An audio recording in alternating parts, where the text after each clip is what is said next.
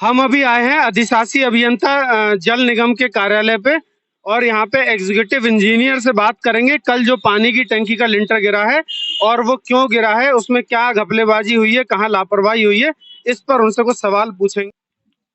Message देंगे मेरा तो उनको ये बताइएगा कि हमें उनसे ऑन कैमरा बात करनी है। सर सर मुझे ऑन कैमरा बात करनी है 2 मिनट। ठीक है। कल सर जो पानी की टंकी वहां पर गिरी है, जिसका लेंटर गिरा है पानी की टंकी का, मैं वहां साइट पे था और आया, वहां से लौट के मैंने कवरेज की और वो जो पीड़ित हैं जो घायल हुए उनका भी हाल लिया और आपके ठेकेदार से भी मैंने बात की। ठेकेदार ने कहा कि साइट पे कोई इंजीनियर मौजूद नहीं था। सर ये बात कौन देखेगा कि इंजीनियर है कि नहीं?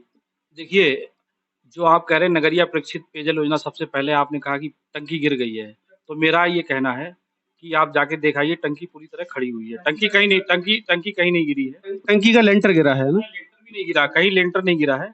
आप टंकी की जो शटरिंग, टॉप डोम की शटरिंग लगाई गई थी, शटरिंग में जो है कमियां थी, तो शटरिंग को सही कराने के लिए फर्म को बोला गया था।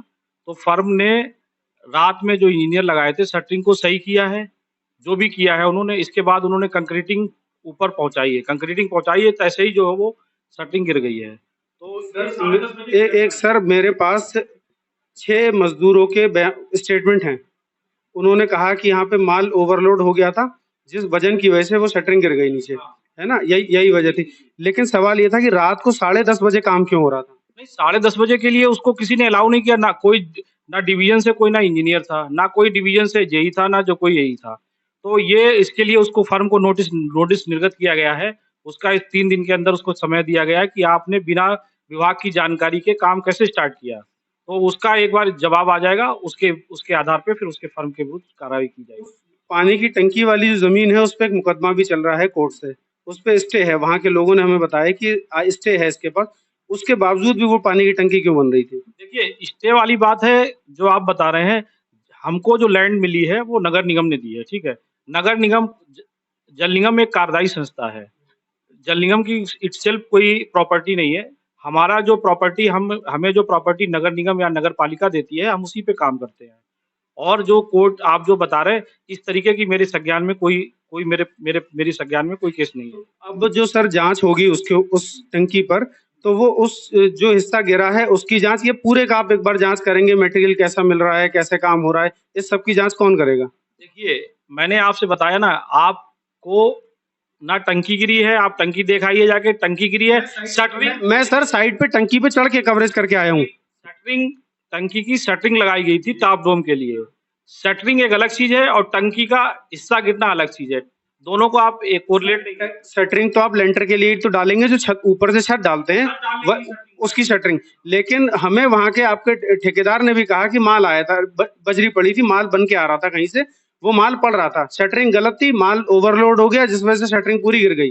यानी कि कुछ हिस्सा पड़ चुका था लेंटर का उसके ऊपर। देखिए, आप किससे क्या बात करके आए हैं ये मुझे नहीं पता है। आप एक एग्जीक्यूटिव इंजीनियर से बात कर रहे हैं, मेरा वर्जन आपके लिए ऑथेंटिक है।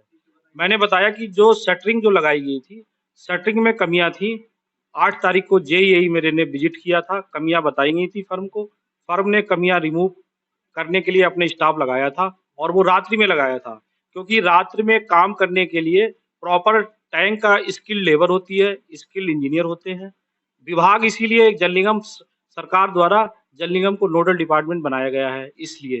तो जो अगर कोई आदमी, अगर कुछ लोग वहां पे चढ़ गए, उन्होंने विभाग को जानकारी में बिना जानकारी के चढ़ गए हैं और वो हादसा हुआ है, तो उसके लिए जो कार्यदायी फर्म है उससे हमने स्पष्टीकरण मांगा है कि आप अपना स्पष्टीकरण दीजिए। स्पष्टीकरण प्राप्त हो जाएगा। सर जो भी नुकसान हुआ, देखिए मजदूरों का वहाँ नुकसान हुआ है गिरे, तो इस संस्था को क्या आप इसे कंटिन्यू करेंगे ठेका इसका, या फिर किसी दूसरी संस्था को आप देंगे? नहीं, संस्था का तो पहले हमने आपको बताया ना, फर्म को नोटिस, जो हमारा एग्रीमेंट बना है, हम एग्रीमेंट के बिहाफ पे फर्म के विरुद्ध कार्रवाई के लिए मैंने नोटिस लिखा है उसको, उसका स्पष्टीकरण आएगा। देन हम उसके बाद जो है हमारे जो उच्चाधिकारी हैं उस पर डिसीजन लेंगे कि उसके उस पर क्या कार्रवाई होनी है। सर बहुत बड़ी लापरवाही हुई है ये, मरने से ये लोग बचे हैं। आप देखिएगा, अगर वो आप अस्पताल गए हो, एक एक पेशेंट्स में मिलकर आया। मैं पानी की टंकी पे, बरेली का कोई पत्रकार नहीं पहुंचा, मैं पानी की टंकी पे ऊपर चढ़ के कवरेज करके आया हूँ और सबसे ऊपर नहीं जा पाया। मैंने कोशिश की कि मैं अपने दूसरे कैमरे से, ड्रोन से उसको कवर करूं, मेरे पास उस समय ड्रोन कैमरा नहीं था। मैं आज उसको ड्रोन कैमरे से भी कवर करके कोशिश करूंगा। इतनी बड़ा नुकसान पहुंचाने के बाद सर, इतनी लापरवाही के बाद उस फर्म के बारे में हम कैसे सोच सकते हैं कि हम इसे दोबारा कंटिन्यू करेंगे? ये तो आपको ही आपको अपने अधिकार के क्षेत्र में आके उसे मना कर देना चाहिए। देखिए देखिए, जैसे आपने कहा कि हम अभी चढ़ के आए हैं, तो आपको नहीं चढ़ना चाहिए था उस पे। मतलब आपको जब पता है कि मतलब पे चढ़ने के लिए बिना सुरक्षा इक्विपमेंट के टैंक पे कोई नहीं चढ़ता। सर, एक भी एम्प्लॉय, एक भी लेबर वहां पे सुरक्षा इक्विपमेंट के नहीं थी, एक भी। और वहां पे ठेकेदार जो था उसने भी हेलमेट नहीं। मैंने सबसे पूछा, मैंने कहा आपके पास सेफ्टी किट है, आपके पास बेल्ट है या फिर आपके पास हेलमेट है? किसी पे नहीं था। मैंने जब कवरेज शुरू की जमीन से, मैंने वहां आपकी लेबर थी, मैंने कहा मुझे हेलमेट चाहिए। उन्होंने कहा हेलमेट हमने देखा ही नहीं कैसा होता है, सेफ्टी बेल्ट नहीं है। मैं रिस्क लेके अपनी लाइफ पर कवर करने गया कि मैं दिखा पाऊं सच क्या है, एक्चुअल सच क्या है वहां पर। और वहां की स्थिति सर बहुत खतरनाक है। आप एक बार एक एक चीज पे बारीकी से देखिएगा। सीढ़ियों की शटरिंग नहीं खुली है अभी तक, और उन सीढ़ियों पे चढ़ के मजदूर गए हैं माल लेकर। उन सीढ़ियों की जिनकी शटरिंग तक नहीं खुली है अभी। इतनी जल्दी क्या थी कि उसको उसको तैयार करना पड़ रहा था इसको, ठेकेदार को। फिर आप कह रहे हैं उस पर सोचेंगे? सर, इस पर सोचने वाली क्या बात है ठेकेदार की? देखिए, मैंने ये नहीं कहा सोचेंगे, मैंने कहा कि पहले मैंने जो उसको नोटिस निर्गत किया है, उसको 3 दिन का समय दिया है। 3 दिन समय उसका जो है नोटिस पीरियड का, जब उसका जवाब आ जाता है, जवाब के बाद ही हम अगर अगर हम अभी डायरेक्ट कार्रवाई कर देंगे, वो कोर्ट चला जाएगा और कोर्ट से उसको रिलीफ मिल जाएगी। तो जो प्रोसेस है, जो विधि, जो गाइडलाइन है, उसी के अनुसार तो फॉलो करेंगे कि मतलब हम अपने उत्तेजना में कोई भी कार्रवाई हम मानते हैं सर, 3 दिन में कार्रवाई आप करेंगे? बिल्कुल। जो जो उसका पहले तो मुझे उसका जवाब आ जाए, ठीक है? जवाब आने के बाद उसको मैं, मेरे जो एसी है, सक्षम स्तर का बॉन्ड है ये, एसी साहब उस पे डिसीजन लेंगे कि क्या करना है उसको। जो आप कह रहे हैं कि वहाँ पे सेफ्टी किट नहीं है, आप कह रहे, लेकिन मेरे फर्म को जो है मेरे जेई इंजीनियर जाते हैं, तो पूरा बिना सेफ्टी के ना कोई ऊपर जाता है, और आपको भी नहीं जाना चाहिए था सेफ्टी। सर, मेरी एक रिक्वेस्ट आपसे, कि जो सिस्टम होता है ना, सिस्टम में जो बड़े अधिकारी हैं जैसे आप हैं यहाँ पर, तो आप तक पूरी खबर आती नहीं है। मतलब नीचे धरातल पर क्या चल रहा है वो आपके छोटे अधिकारी जो नीचे हैं वो उसे अपने तरीके से मैनेज कर लेते हैं। मेरे पास वीडियो है, मैं वो खबर कल अपनी 15 मिनट जो मैंने वहां कवरेज की है वो आपको दिखाऊंगा। पानी की टंकी से लेके जमीन से लेके टंकी तक लाइव चलाया मैंने। फिर मैं उन मजदूरों के पास भी अस्पताल गया, मैंने उनसे भी बात की। किसी ने कभी कोई हेलमेट नहीं पहना, किसी के पास कोई सेफ्टी किट नहीं थी। सुन लीजिए सर, आपके संज्ञान में हो सकता है ये बात हो कि आपको मालूम है कि दे दी गई, लेकिन धरातल पे ये सच नहीं था। मैं आपसे सिर्फ एक निवेदन ये करने आया हूँ सर, एक बार आप खुद इस चीज को चेक करिएगा। आपके नीचे वाले अधिकारी जो हैं वो लापरवाही करते हैं। अभी अभी मैं 4 बजे जाऊंगा उस साइट पे, पुनः जाऊंगा, और मैं जो आपके बिंदु हैं, जो आपने बताए हैं, मैं उनको पुनः चेक करूंगा। लेकिन जो है आपको बताएं कि सरकार द्वारा, विभाग, गवर्नमेंट द्वारा जल निगम को पेयजल के लिए नामित किया गया है। सीपीएचओ के जो जो गाइडलाइन है, विभागीय गाइडलाइन है, और जो सीपीएचओ की गाइडलाइन है, उसके लिए जल निगम को एक सरकार द्वारा नोडल डिपार्टमेंट नामित किया गया है। और अभी तक मतलब एक आध केस को छोड़ते हुए कभी जल निगम ने जो टैंक आज तक बनाए हैं, वो लोगों के लिए उदाहरण हैं। और मतलब, और हम लोग भी कोशिश ये करते हैं कि अधिकतम सेफ्टी से काम किया जाए, जिससे कि कोई दुर्घटना ना घटे। और मैंने इटसेल्फ अपने 13 साल के करियर में कम से कम 150 टैंक बनाए हैं, और कहीं पे भी ऐसी कोई चूक नहीं हुई है। तो सुरक्षा में जो आप बता रहे, शटरिंग जो लगी थी, शटरिंग में जो है, अगर शटरिंग के ऊपर मटेरियल आएगा, तो अगर वो शटरिंग प्रॉपर नहीं लगेगी, तो वो क्या कि जो लोड जो ऊपर से आ रहा है, वो लोड डिस्ट्रीब्यूट होगा। और अगर प्रॉपर नहीं लगी है, तो बल्ली आपका वही कोलैप्स करेगा।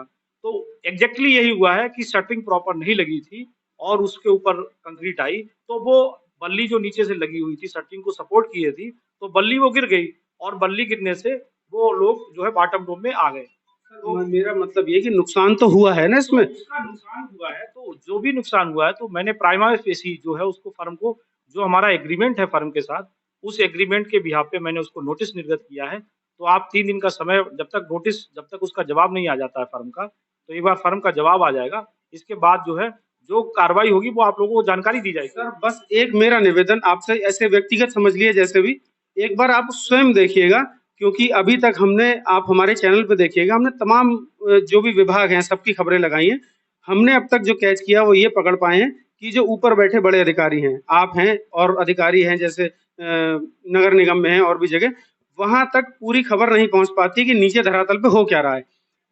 इसलिए अगर आप जब खुद ग्राउंड जीरो पर जाएंगे, आप देखेंगे तो आपको बहुत सारी कमियां वहां पर खुद मिलेंगी। मेरा ये निवेदन है कि एक बार आप स्वयं देखिए जाके वहां पर स्थिति कितनी खतरनाक है। तो आप गुणवत्ता की बात कर रहे हैं, मैं पंतनगर यूनिवर्सिटी को उस टैंक की सिविल डिपार्टमेंट को भेज रहा हूँ चिट्ठी। मैं वहां से उसकी तकनीकी जांच करा के आपको तकनीकी रिपोर्ट भी शेयर करूंगा। बिल्कुल मैं सर इसीलिए आपसे कह रहा हूँ कि आपके बारे में हम जानते हैं, सुना है, आप एक बार स्वयं चेक करेंगे इसे तो आप भली प्रकार से समझ जाएंगे देखिए इसको।